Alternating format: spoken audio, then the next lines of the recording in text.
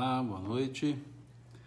Estamos começando, nossa live, recomeçando, conforme havíamos combinado, para começarmos hoje, na terça-feira, às 21 horas. Me atrasei 3 minutinhos para arrumar aqui a parafernália eletrônica aqui para dar certo. Ok, vamos chegando, vou aguardando vocês um pouquinho, uns segundinhos, para a gente começar o nosso estudo. Boa noite a todos que estão entrando, boa noite, vamos chegando, muito bom, tá? Vamos trabalhar um pouquinho.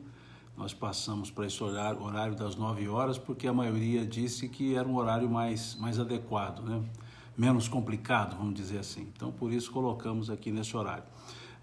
O som está bom, porque parece-me que na última live o pessoal ponderou aí que o som não estava bom. Então agora eu fiz uma junção aqui de microfones para ver se dá certo. O som está bom? Pessoal do Facebook, pessoal do Instagram, o som está bom? Ok? Posso seguir? O pessoal quer dar uma luzinha aí se está bom o som? Ok? Está? Ok? Então tá bom. Já que está bom o som, me desculpe aqui a parafernália, mas eu estou usando um microfone para o Instagram, o outro para o Face, então fiz uma parafernália aqui para ver se dá certo dessa vez. Então vamos lá. Na última live nós conversamos sobre a questão 922, falamos aqui da questão da felicidade relativa, para que os Espíritos disseram que há um ponto comum, um ponto que, por assim dizer, é uma medida comum de felicidade, que para a vida material é a posse do necessário, para a vida moral a consciência tranquila e a fé no futuro. Então foi isso, que foi falado aqui na última live, no nosso último encontro. E hoje então eu disse que eu sempre explico, que eu não sigo questão a questão. Nós trabalhamos o tópico, o assunto, e aí algumas questões para a gente desenvolver raciocínios. Só isso, ok? E aí vamos para a questão 925, que pergunta o seguinte: por que Deus favorece com os dons da fortuna a certas pessoas, a certos homens que não parecem tê-los merecido? Em outras palavras, por que há pessoas, porque nós já estudamos aqui, nós já vimos aqui a função providencial da riqueza, como sendo uma oportunidade de servir, uma oportunidade de ser útil. E aqui então a pergunta que Kardec faz aos espíritos é nesse sentido, de por que então que Deus oferece os dons da fortuna a alguns que parecem não merecê-los. E a resposta vem dizendo o seguinte: é um favor aos olhos do que apenas vem o presente. Veja, para quem olha somente a vida material, para quem olha só o presente, nós vemos como se fosse um favor. Então veja, é um favor aos olhos do que apenas vem o presente. Mas, sabei-o bem, a riqueza é quase sempre uma prova mais perigosa do que a miséria. Então vejamos como aqui os Espíritos colocaram. A riqueza quase sempre, não quer dizer sempre, quase sempre é uma prova mais perigosa do que a miséria.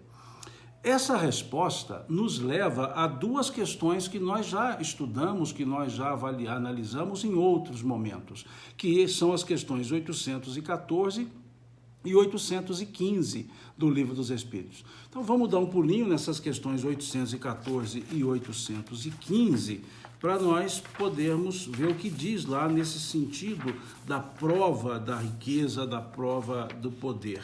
Então vejamos o que diz a questão 814. Por que Deus concedeu a uns a riqueza e o poder e a outros a miséria? E eles respondem: para experimentá-los de modo diferente. Além disso, como sabeis, essas provas foram escolhidas pelos próprios espíritos, que, no entanto, nelas sucumbem frequentemente. Depois, a 815, pergunta-se: qual das duas provas é mais perigosa para o homem? A da desgraça ou a da riqueza? E eles respondem: ambas são igualmente perigosas. A miséria provoca as queixas, a lamentação contra a providência. A riqueza leva a todos os excessos.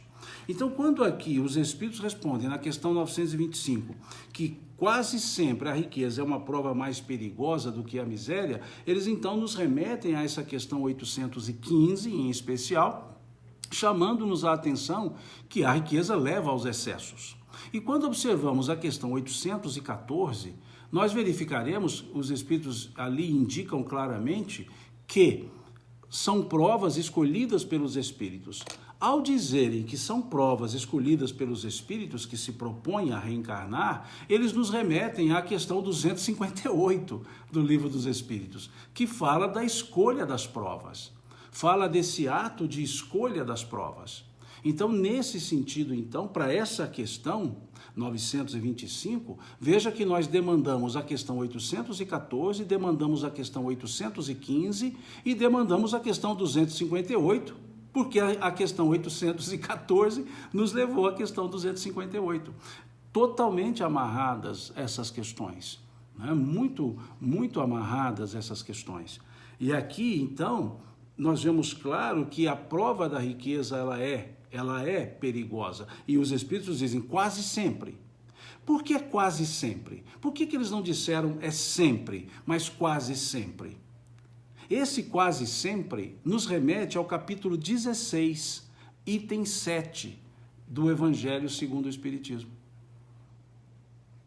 Essa expressãozinha aqui, expressãozinha no sentido de tamanho, não de profundidade. Essa expressão quase sempre nos remete ao capítulo 16, item 7 do Evangelho segundo o Espiritismo. Por que nos remete? Porque esse capítulo, dai a Deus o que é de Deus e a César o que é de César, esse capítulo nos fala da função providencial da riqueza. Da função providencial da riqueza. E lá fala que se o rico está sujeito a mais tentações, ele também tem mais condições de ser útil com a riqueza que tem, ser útil às pessoas, ser útil aos necessitados. Por isso que aqui está a expressão quase sempre. Perceberam? Como que é legal estudar o Livro dos Espíritos quando nós vamos linkando a linguagem, uma linguagem moderna, né? Quando nós vamos associando questões e associando obras. É interessante perceber isso aqui, né? É interessante vermos que uma expressão, na frase, uma expressão nos leva a uma obra. A expressão quase sempre. Porque quando eu lia aqui, eu perguntava a mim mesmo, por que é quase sempre? Se ela é tão perigosa como coloca a questão 815, por que o quase sempre? Daí, então, pensando, refletindo sobre isso, eu me lembrei, falei, peraí, mineiramente falando, né? Peraí, tem lá no Evangelho segundo o Espiritismo, no capítulo 16, algo que fala sobre a função providencial da riqueza. E aí, então, foi onde eu percebi que a expressão quase sempre é uma prova mais perigosa. A expressão quase sempre, ela justamente, esse quase sempre é o elemento mitigador que está no capítulo 16, item 7, do Evangelho segundo o Espiritismo. Então, é muito legal a gente perceber como Kardec foi didático, associando as obras. O Evangelho ele escreveu depois, obviamente, mas nós percebemos então que quando as outras obras são escritas, a Dinardi está perguntando que item do ESE, capítulo 16, item 7. Quando nós percebemos que nas outras obras de Kardec, quando nós olhamos, melhor dizendo, as outras obras de Kardec, nós percebemos a didática perfeita que ele foi desenvolvendo, calçando todas as outras obras no Livro dos Espíritos. Por isso o Livro dos Espíritos é o livro fundamental, é o livro base, é a base sobre a qual se edifica a doutrina espírita. É esse ponto. É esse ponto. Aqui a Creuza faz uma pergunta, se uma pessoa usou mal o seu dinheiro e veio passar necessidades, é errado pedir a Deus por ele e também o ajudar? Lógico que não é errado. Pelo contrário, essa é a caridade, é ajudar a quem necessita, É ajudar na necessidade, ajudar também quando não tem necessidade na previdência. Mas se precisam, por que não? Sim, ajudar. O fato de pessoas passarem por provas não nos dá a obrigação de aumentar as provas deles, pelo contrário, nos dá essa aspas, o dever, não a obrigação, nos dá o dever de ajudá-los sempre, como nós gostaríamos de sermos ajudados quando precisamos. Basta nós olharmos a ideia do Cristo: fazei aos outros o que gostarias que fizessem eles a vós. Em outras palavras, empatia, colocarmos-nos no lugar da outra pessoa. E aí sim, auxiliar. Não interessa qual o tamanho do auxílio, não interessa qual o tamanho do auxílio. Auxiliar. Diz um ditado coreano que até uma folha de papel pesa menos quando dois a levantam. Não há tamanho de ajuda ou para ajuda. Há ajuda. Ponto. Então, sim, respondendo à pergunta.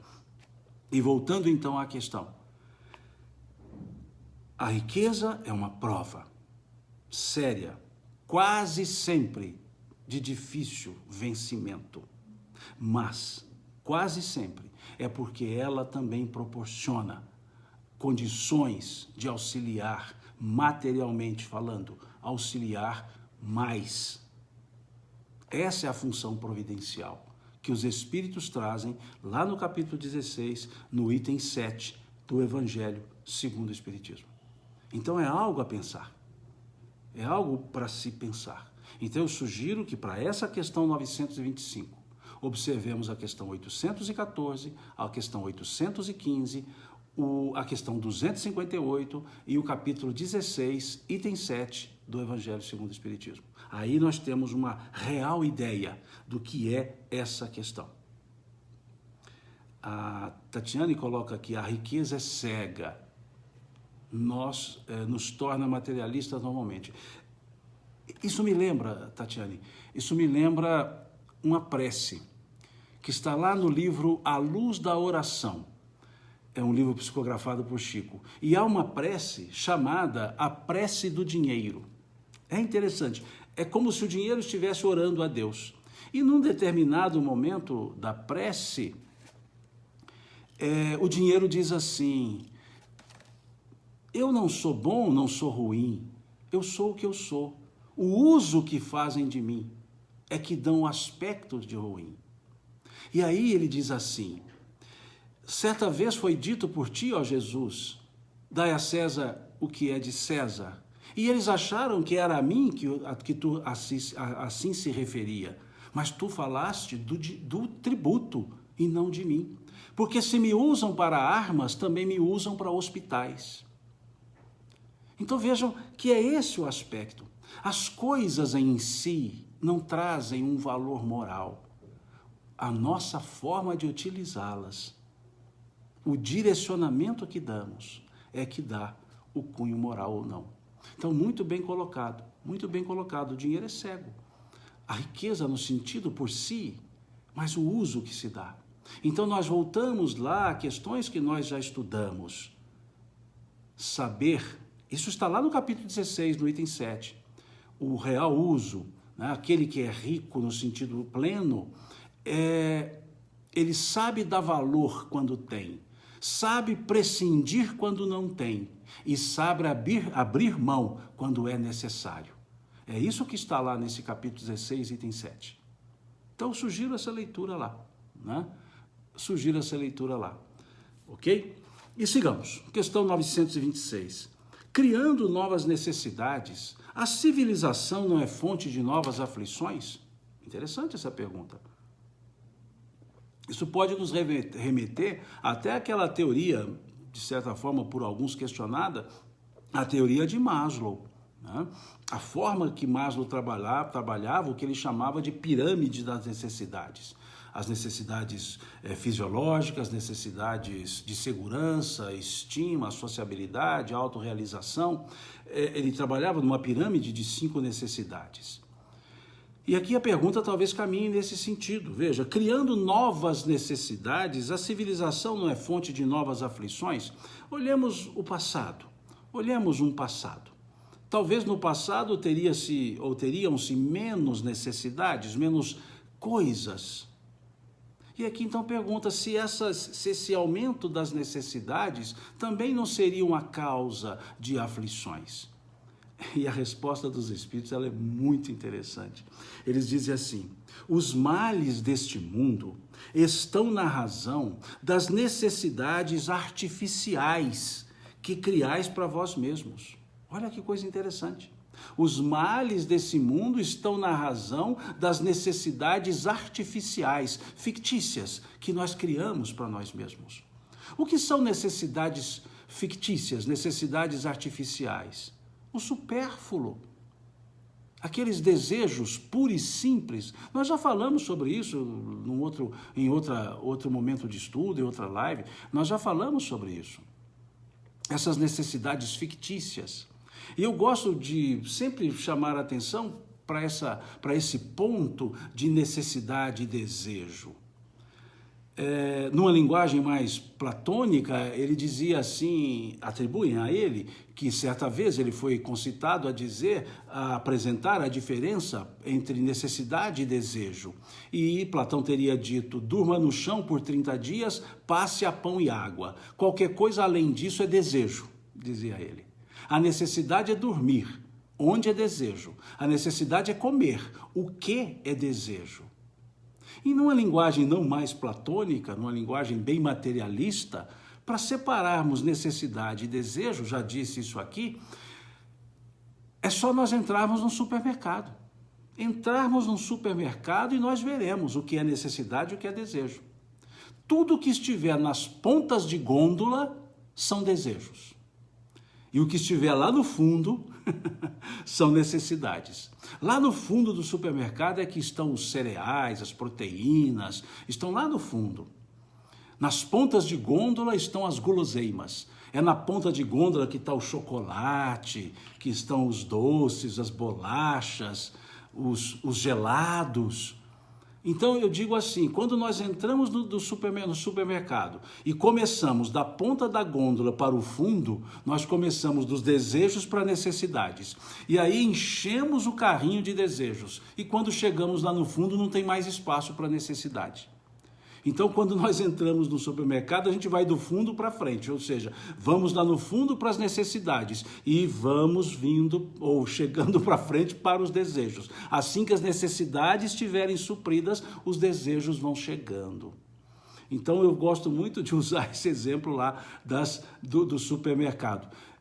Alguém escreveu aqui, é tudo calculado, é mesmo, é tudo calculado, até a altura que ficam os alimentos, né? Até a altura. Então, tudo isso é interessante observar. E se nós observarmos um outro aspecto que eu chamo a atenção para idas aos supermercados, são duas coisas. Uma chama lista de compra, que a gente chama lista destino, e a outra lista comprada. O que é lista destino? É aquilo que eu fui comprar. O que é lista comprada? É o que eu comprei. E muitas vezes nós vamos a um supermercado para comprar um item e saímos com 15 itens. E muitas vezes sem o item que nós fomos comprar. Porque os apelos de desejo são muitos. Aquelas promoções relâmpagos são todas desejo. E nós vamos entrando nisso. E aí fomos lá para comprar uma necessidade e vimos tantos desejos, compramos os desejos, fomos embora e quando chegamos em casa é que percebemos que faltou a necessidade. Ou seja, a lista destino não foi comprada. É esse sentido que nós observamos. Assim eu brinco com o supermercado, mas vamos olhar a vida, vamos olhar tudo. Se os desejos não estão à frente. Porque é isso que os Espíritos disseram. As necessidades artificiais que nós criamos. Muitas vezes os desejos nos desorientam e as necessidades já estão supridas. Então o que nós precisamos avaliar é se o que nós queremos é necessidade ou é desejo. Aí cabe a cada um avaliar. Cabe a cada um avaliar. E aí eles seguem os Espíritos. Veja o restante da resposta. Aquele que sabe limitar seus desejos, aquele que sabe limitar seus desejos e olha, vejam agora, e olha sem inveja o que está acima de si, poupa-se a muitos desenganos nesta vida. Olha que precisão a resposta. Aquele que sabe limitar seus desejos e olha sem inveja o que está acima de si, poupa-se a muitos desenganos nessa vida. O mais rico é o que tem menos necessidade, não necessariamente o que mais tem as coisas. Veja que coisa interessante. Olha que coisa bonita, legal que os Espíritos trouxeram. 10, não é? Top! Olha que coisa legal. Aquele que sabe limitar seus desejos e vê sem inveja o que está acima de si, poupa-se a muitos desenganos nessa vida. Olhar o que está acima para tentar também conseguir, ótimo. Desde que de maneira lícita, ótimo. Mas veja o que os Espíritos colocam. Olhar sem inveja. Sem inveja. A questão 933, ela vai voltar nesse assunto da inveja. A questão 933, nós vamos chegar nela. Quando chegar nessa questão 933, eu volto a esse assunto da inveja. Para a gente avaliar essa ideia da inveja e do ciúme no sentido de análogos, né? Vamos avaliar isso. E aí seguem os Espíritos. Invejais os gozos do que vos parecem os felizes do mundo? Sabeis porventura o que lhes está reservado? Se não gozam senão pessoalmente, são egoístas e sofrerão as consequências. E seguem a resposta. Então, esse é o ponto que nós precisamos avaliar. Esse é o ponto. Um ponto fundamental. A inveja pode nos causar dissabores vários. Dissabores vários. Nós voltaremos a esse assunto quando tratarmos da questão 933. Seguindo, a questão 928. Volto a dizer. Aqui coloca, Tatiana, ou seja, o desejo pode ser o prenúncio de um sofrimento. Sim. Sim, se esse desejo é superficial, se é só o atendimento das vontades, do egoísmo, se é um desejo puro e simples do supérfluo, se é um desejo que antecede a necessidade, vamos dizer assim. Nós podemos ter os desejos, nesse sentido aqui trabalhado, mas desde que fitemos a necessidade, observemos o necessário. Como dizia o filósofo Balu, o urso lá do filme Mowgli, né? Necessário, somente o necessário. O extraordinário é demais, por isso eu uso e vivo o necessário, dizia o urso Balu, né? Então, sim, se o desejo ele é pura e simplesmente frio, ele é pura e simplesmente superficial e é algo que é quase para deleite, aí sim. Agora, há desejos nobres? Sim. Aqueles que nos fazem caminhar, crescer. Porque muitas vezes nós desejamos coisas que não são necessárias, sim. Mas o necessário é o fundamental. Depois, sim, os acréscimos. É naquela frase de Jesus, né? Buscai primeiro o reino de Deus e a sua justiça, e essas outras coisas ser-vos-ão acrescentadas. Seria nesse sentido. Mas há sim desejos nobres. Aqui nós estamos trabalhando nesse conceito que os Espíritos trouxeram, né? De necessidades artificiais, que a gente chamou por desejo. Mas aqui é nesse conceito das necessidades artificiais. E aí nós é que devemos avaliar se é uma necessidade artificial ou não, né? A questão, então, 928. Evidentemente, pelas características de nossas aptidões naturais, Deus indica a nossa vocação neste mundo. Muitos males não provêm do fato de não seguirmos essa vocação? Essa pergunta é muito interessante. Aliás, todas são interessantes. Mas essa pergunta, ela nos remete a há uma situação muito vivenciada pelos jovens. Eu não diria só vivenciada pelos jovens. Não diria só isso. Vivenciada por nós todos, quando temos que fazer algumas escolhas de caráter material. E aqui, a pergunta, ela nos leva muito para a ideia de escolha profissional. Porque, vejam, a questão 928, né? Evidentemente, pelas características de nossas aptidões naturais, que alguns chamam de dons, né? Aptidões naturais, Deus indica a nossa vocação neste mundo. Muitos males não provêm do fato de não seguirmos essa vocação. Quantos pais, na orientação dos seus filhos, querem que eles sigam a profissão deles, dos pais? Porque os pais querem perpetuar o nome. Ou os pais querem que os filhos sigam uma profissão que os pais gostariam de ter seguido, mas não seguiram. Como que transferindo frustrações. E não avaliam o real potencial, a vocação que aquele filho tem. Quantos pais fazem isso? Quantas escolas fazem isso?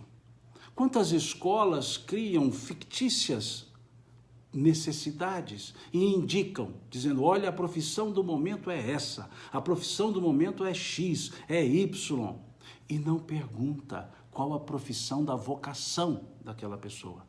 A pessoa não pode se formar visando pura e simplesmente a profissão da moda. E se ela sair de moda, então? E vai sair de moda. Dizem muitos que há profissões do futuro que não existem hoje, que a grande maioria das próximas não existem. Das próximas modas não existem ainda as profissões. Então é preciso observar esse aspecto. É preciso observar. Uma certa época, há um bom tempo, eu era professor da época chamada cursinho, né? Eu dava aula em cursinhos pré-vestibulares, dava aula de história geral, e ali a gente via muitas vezes os alunos buscando, né, iam para fazer os cursinhos, né, para os vestibulares, hoje para os Enems da vida, e aí você perguntava ao aluno assim, qual profissão você quer exercer?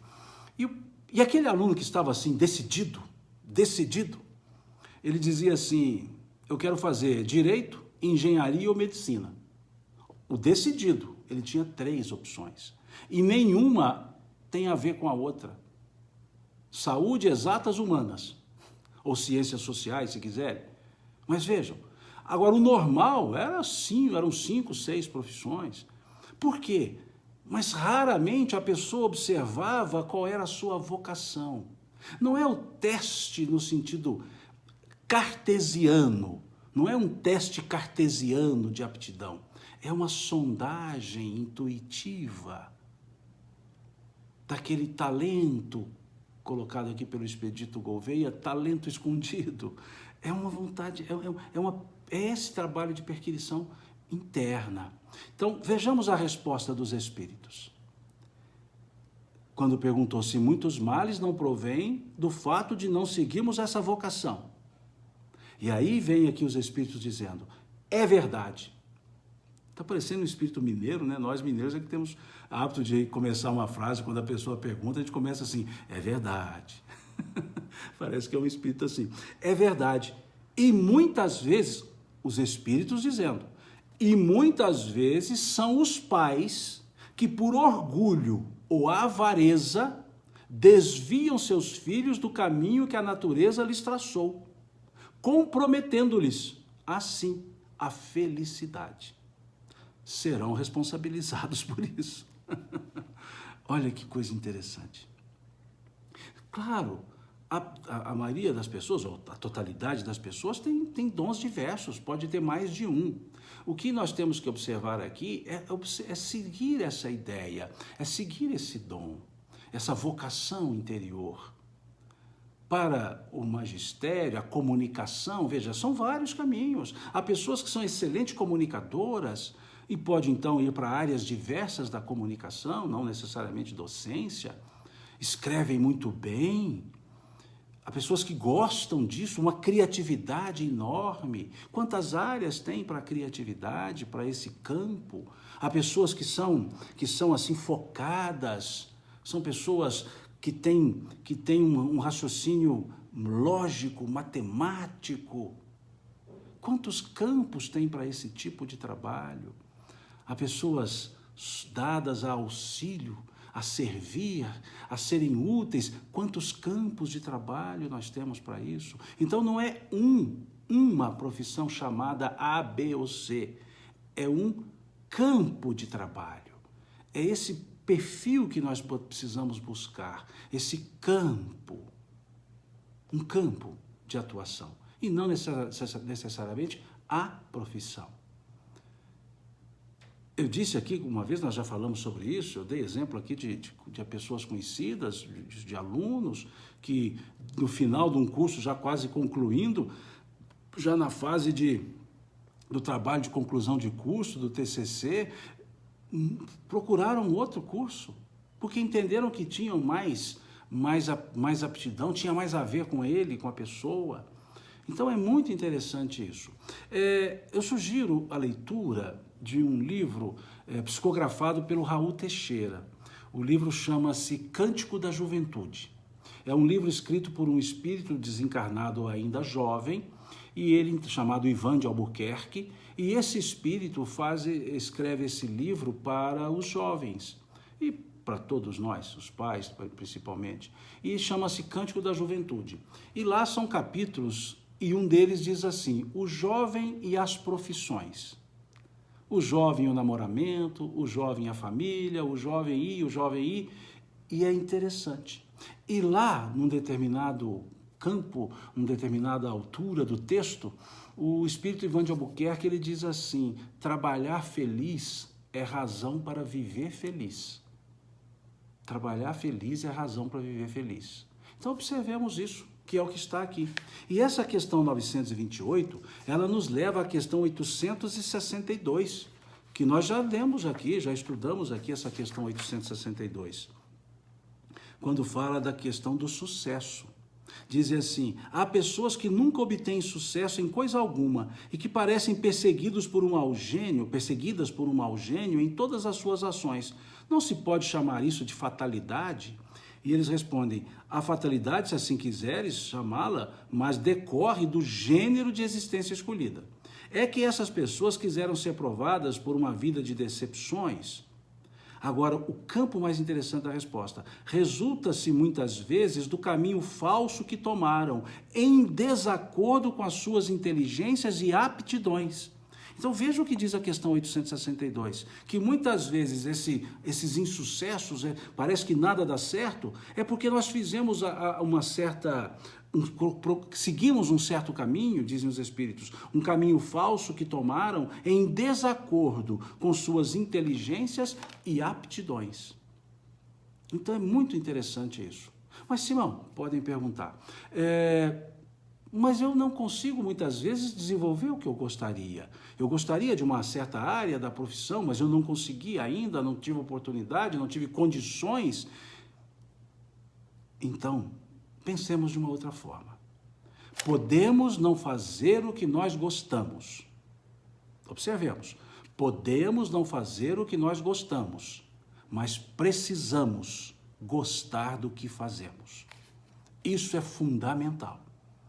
Posso ainda não fazer o que eu gostaria, mas eu preciso gostar do que eu estou fazendo. Por que estou fazendo? Então, se no momento eu me coloco numa profissão que não é a que eu gostaria, mas é a que eu exerço, que eu passe a gostar para exercê-la. E se quiser, continue, ou continuo, se a pessoa quiser, continue tentando outras. Mas fazer o que está fazendo é importante fazer bem feito. E para fazer bem feito, precisamos gostar. Então, nem sempre fazemos o que gostamos, mas sempre precisamos gostar do que fazemos.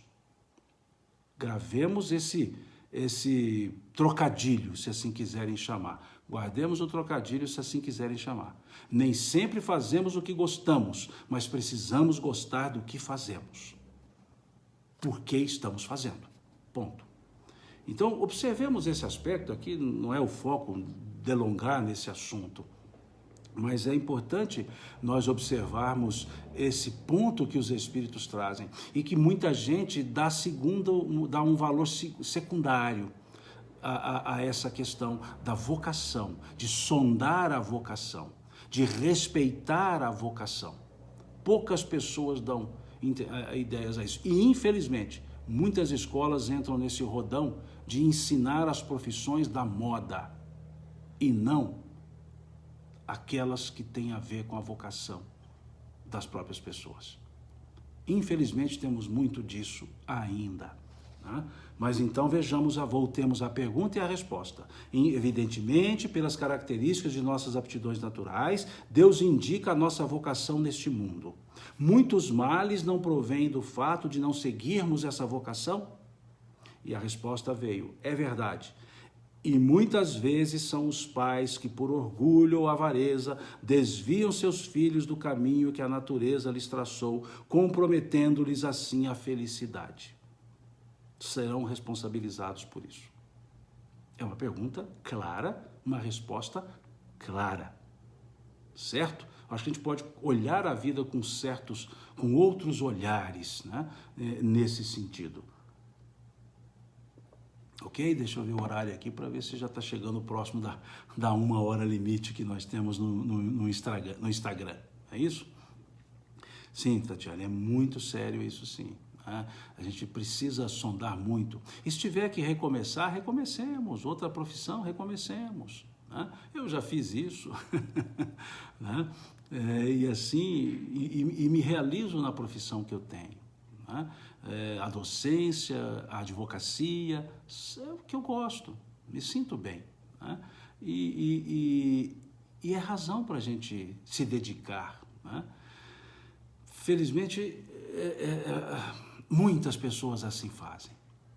E infelizmente algumas seguem apenas a manada, o efeito manada, a profissão da moda. E raramente uma profissão de moda dura mais do que uns 5, 6, 7 anos. Viu? Sempre que a gente vê, olha, exerça a profissão X, que agora é a da hora. Só que esse da hora passa e depois vem outra da hora. Então nós temos que respeitar um pouco esse aspecto. E um outro ponto em termos de profissão, agora eu faço um parêntese, uma digressão. É uma pergunta muito comum que a gente faz aos jovens, ou às crianças principalmente. É muito comum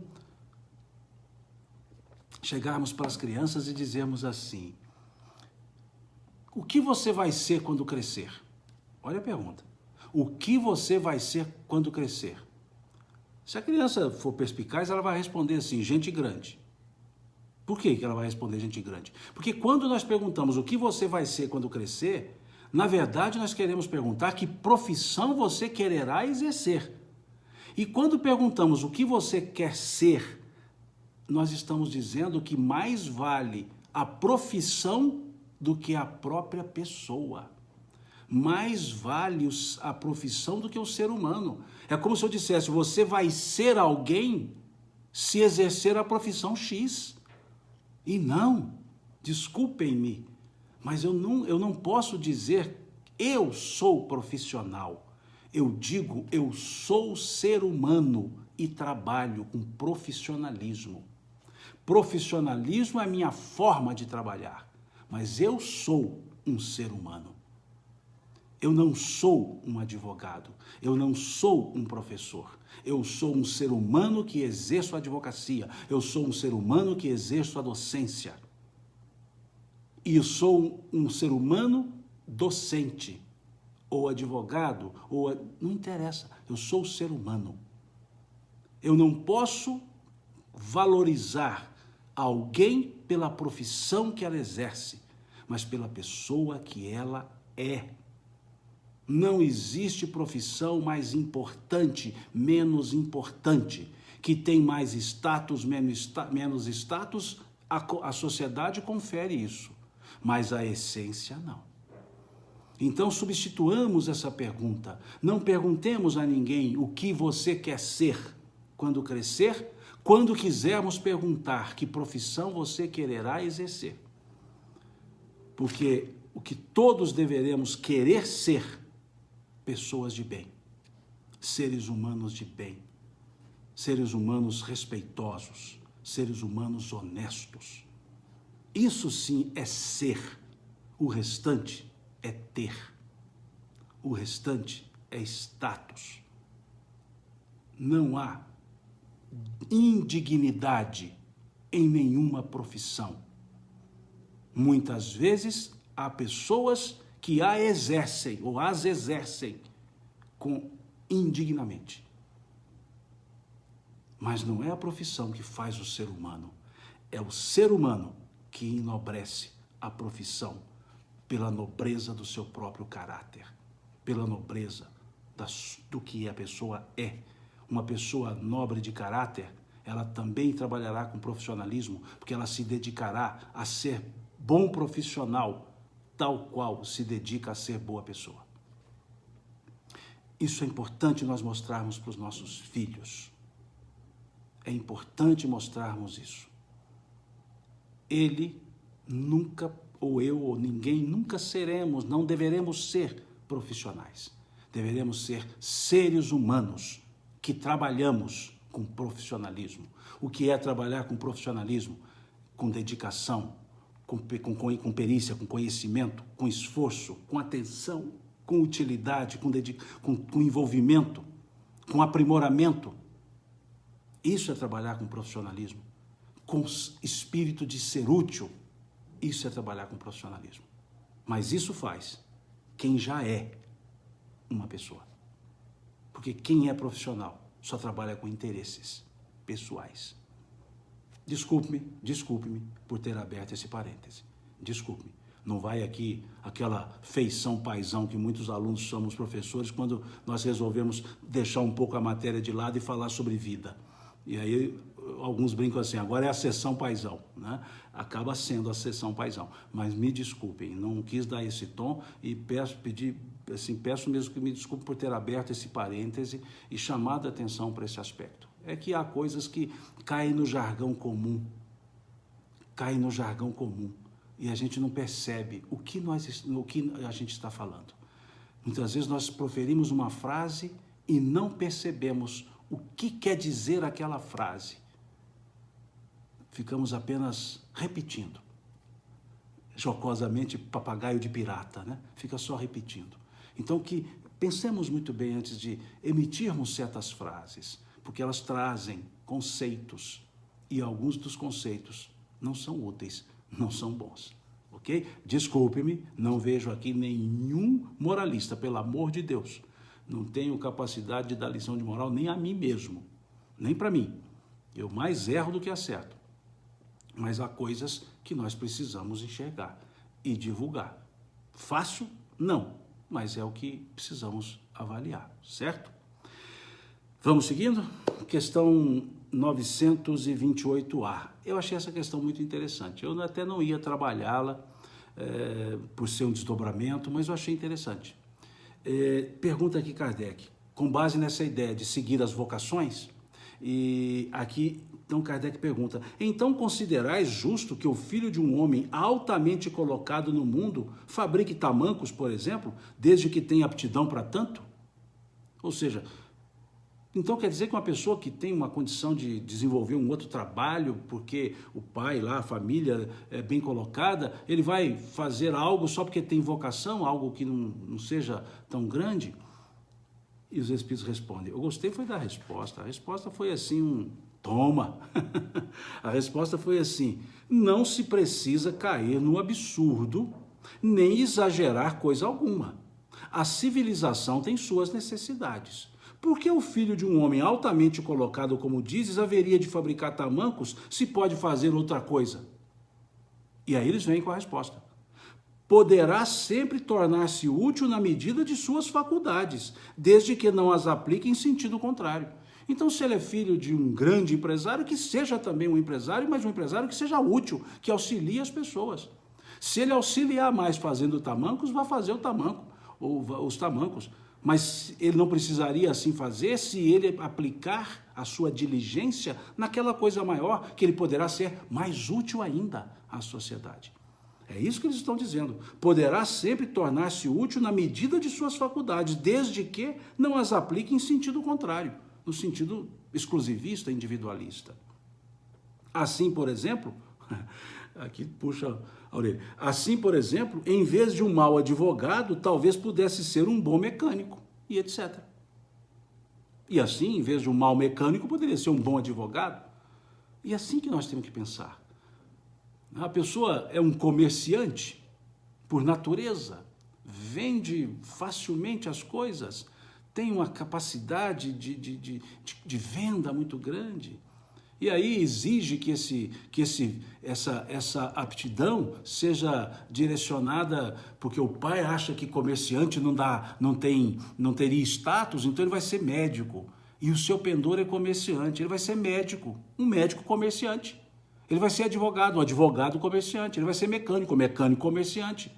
Ou seja, é preciso perceber isso e tentar associar o dom. Em que escala? Na que for possível. Mas associar a isso, certo? E aí encerramos esse tópico, né, vamos dizer assim, da vocação. E aí a questão 930. É evidente que, se não fossem os preconceitos sociais pelos quais o homem se deixa dominar, ele sempre acharia um trabalho qualquer que pudesse ajudá-lo a viver, mesmo deslocado de sua posição.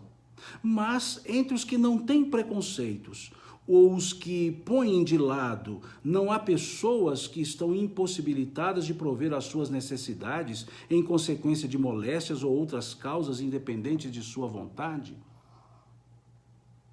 O que é essa pergunta? Que se não fossem os preconceitos, se não fossem os julgamentos sociais, nós poderíamos exercer diversas profissões. Muitos não querem exercer algumas profissões porque acham-nas sem status. Então ele está dizendo, se nós tirássemos os preconceitos sociais, todos nós poderíamos trabalhar em quaisquer campos. Mas há pessoas que, mesmo sem os preconceitos, elas estão impossibilitadas de trabalhar, seja por saúde ou por alguma questão independente da sua vontade. Então ele pergunta isso, né, se há pessoas assim. E a resposta dos espíritos é curta, mas profunda. Numa sociedade organizada, segundo a lei do Cristo, ninguém deveria morrer de fome. Vejam a resposta. Aqui que a pergunta é isso, será que elas iriam morrer de fome? Porque não podem trabalhar? Olha a resposta dos espíritos. Uma sociedade organizada segundo as leis do Cristo, numa sociedade organizada segundo as leis do Cristo, ninguém deveria morrer de fome. Sociedade organizada, nós vivemos numa sociedade organizada, mas não é organizada segundo as leis do Cristo. Fraternidade, respeitabilidade, solidariedade, beneficência para com todos, indulgência para com as imperfeições alheias, perdão das ofensas, não é isso que está na questão 886? Mas a sociedade organizada que nós dizemos, muitas estão organizadas nos interesses pessoais, nos interesses materiais, organizadas para certos grupos de pessoas. Isso nos leva à questão 793, vamos dar uma lida na questão 793, ver o que nós temos lá nessa questão 793, sobre a sociedade organizada. Olha o que pergunta aqui na 793. Por que sinais se pode reconhecer uma civilização completa? A resposta, numa sociedade organizada, a resposta da 930, numa sociedade organizada, segundo a lei do Cristo, ninguém deve morrer de fome. E aí vamos a 793. Por que sinais se pode reconhecer uma civilização completa? Vejam a resposta. Reconhecê-la-eis pelo desenvolvimento moral. Pelo desenvolvimento moral. E o que nós vemos muito na sociedade? Desenvolvimento intelectual, desenvolvimento científico, desenvolvimento econômico, mas sem a base da respeitabilidade, da fraternidade, da solidariedade, do moral, que está aqui. Credes que estáis muito adiantados, segue, porque fizestes grandes descobertas e invenções maravilhosas, porque vos alojais e vos vestis melhor do que os selvagens. Contudo, não tereis verdadeiramente o direito de dizer-vos, vejam isso, contudo, não tereis verdadeiramente o direito de dizer-vos civilizados, senão quando houverdes banido da vossa sociedade os vícios que a desonram, e quando viverdes como irmãos, praticando a caridade do Cristo. Até então, sereis apenas povos esclarecidos, que só percorreram a primeira fase da civilização, o intelecto, o conhecimento. Associemos essas duas questões. Leiam de novo, aí em casa, leiam de novo. Associem a questão 930 com a questão 793. Associe essa resposta numa sociedade organizada segundo a lei do Cristo, ninguém deve morrer de fome, com essa frase: não tereis verdadeiramente o direito de dizer-vos civilizados, senão quando houverdes banido de vossa sociedade os vícios que a desonram, e quando viverdes como irmãos, praticando a caridade do Cristo. Até lá, sereis apenas povos esclarecidos, que só percorreram a primeira fase da civilização. Associemos essas duas questões. Peço que vocês leiam-nas de novo. Leiam-nas novamente. Associem essas duas. E nós vamos perceber o quão distante nós estamos de uma sociedade calçada segundo a lei do Cristo. E falando em lei do Cristo, quem nos dera se as leis humanas também calçassem-se nas leis do Cristo. Se as leis humanas fossem menos casuísticas e mais globalizadoras e mais abrangentes. Quem nos dera se elas não fossem frutos, em muitas vezes, de interesses daqueles que legislam, ou desvirtuadas por aqueles que a interpretam ou as interpretam. Quem nos dera se nós pudéssemos assim fazer. Desculpe-me, aí já não foi nem digressão, foi um desabafo. Esqueça essa parte, por favor.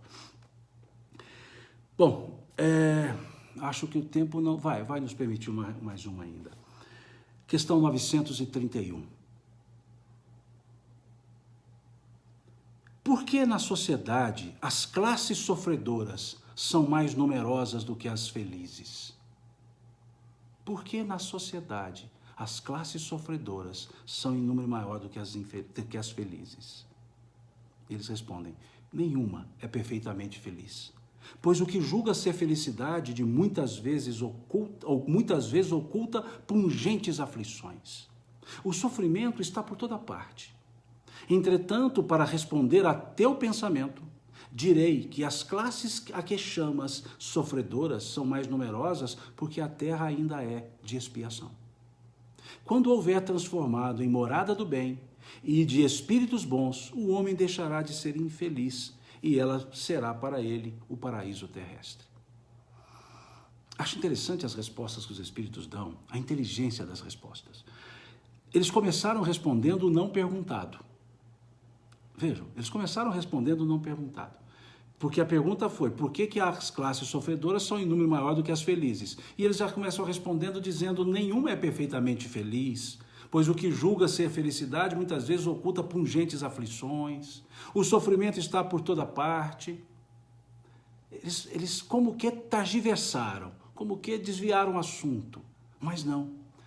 Primeiro eles chamaram essa atenção como um vocativo, como vocativo. Primeiro eles chamaram essa atenção, mas depois eles foram te respondendo.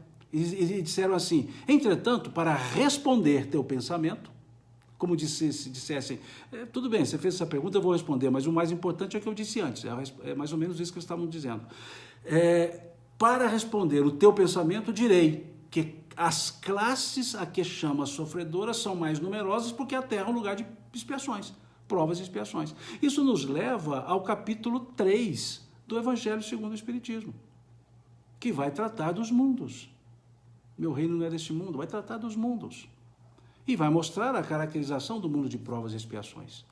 Que nos leva então à questão 932, que pergunta: por que neste mundo os maus frequentemente sobrepujam os bons em influência? Questão 932. Olha que pergunta interessante. Por que no mundo frequentemente os maus sobrepujam os bons em influência? Por que as mães dizem assim para os filhos? Não ande com fulano de tal, não, porque ele é gente ruim e vai te desencaminhar. Por que elas não dizem assim, ande com fulano de tal, porque ele é gente ruim e você é gente boa e você vai influenciá-lo? Por que a gente tem o receio de que é o mal que influencia o bom e não o bom que influencia o mal? É a pergunta que Kardec faz. Por que neste mundo a influência dos maus geralmente sobrepuja dos bons? E eles respondem, pela fraqueza dos bons. Os maus são intrigantes e audaciosos, os bons são tímidos. Quando estes, os bons, quiserem, haverão de preponderar. Olha que coisa legal essa resposta. Os maus são audaciosos, os bons são tímidos. E o cerne, o interessante da resposta é o final. Quando estes, ou seja, quando os bons quiserem, dominarão. E os bons aqui, para nós, são os que não fazem o mal. Porque pensemos, o tempo não vai dar. Pensemos, se for o caso, voltaremos na próxima live nessa questão. Aliás, vamos deixar para a próxima live, para não ficar acelerando aqui no raciocínio. Na próxima live, que eu proponho, se vocês concordarem, se assim quiserem, próxima quinta-feira também às 21 horas. Dentro daquela ideia que eu propus a vocês lá no início. Fazemos terças, quintas e domingos, né? Se vocês concordarem, obviamente, né? Porque se não concordarem, não entrarão e aí não vou continuar estudando sozinho, né? E eu adoro ficar estudando aqui com vocês, né? A gente trocando essas ideias, é muito legal isso. Então vamos fazer o seguinte, próxima live, se vocês concordarem, quinta-feira, depois de amanhã, às 21 horas. Ok? Eu depois posto lá na rede social para lembrar, né? Para convidá-los, né? Convidá-las a estar conosco na próxima quinta, às 21 horas. E aí, nós começaremos então da questão 932, nós voltaremos a ela, tá certo? No mais, muito obrigado a vocês que ficaram até mais tarde, né? Quase 10 da noite já. Desculpe, eu optei pelas 9 horas, porque eu percebo que 7 horas, 8 horas, tem muitas lives, né? Então, o pessoal ainda está assim, um pouco atabalhoado, chegando em casa, cuidando dos afazeres da casa. Então, eu arrisquei, né, comprometer um pouco o sono de vocês de 9 às 10. Né? E troquei ideia com uma pessoa muito querida que achou que esse horário das 9 horas seria interessante. Né? Então, assim, nós marcamos, tá certo? Muito obrigado a vocês, perguntando se a live vai ficar gravada, fica, todas essas eu deixo gravada, eu salvo no IGTV, salvo na minha página do Facebook e depois subo para o meu canal do Instagram também, né? Então eu deixo nos 3 locais para as pessoas poderem depois, se quiserem, acessar, tá certo? Gente, muito obrigado, de coração, obrigado mesmo por esse carinho de vocês, pela frequência de vocês, por estudar aqui comigo, eu estudar com vocês. Muito obrigado, Deus abençoe a vocês, Deus abençoe a família de vocês. Tenham uma excelente noite, bons sonos. E na minha mineirice, na minha forma mineira de agradecer, Deus lhes pague por tudo isso. Até quinta-feira, mineiramente falando, se Deus quiser. Até quinta-feira.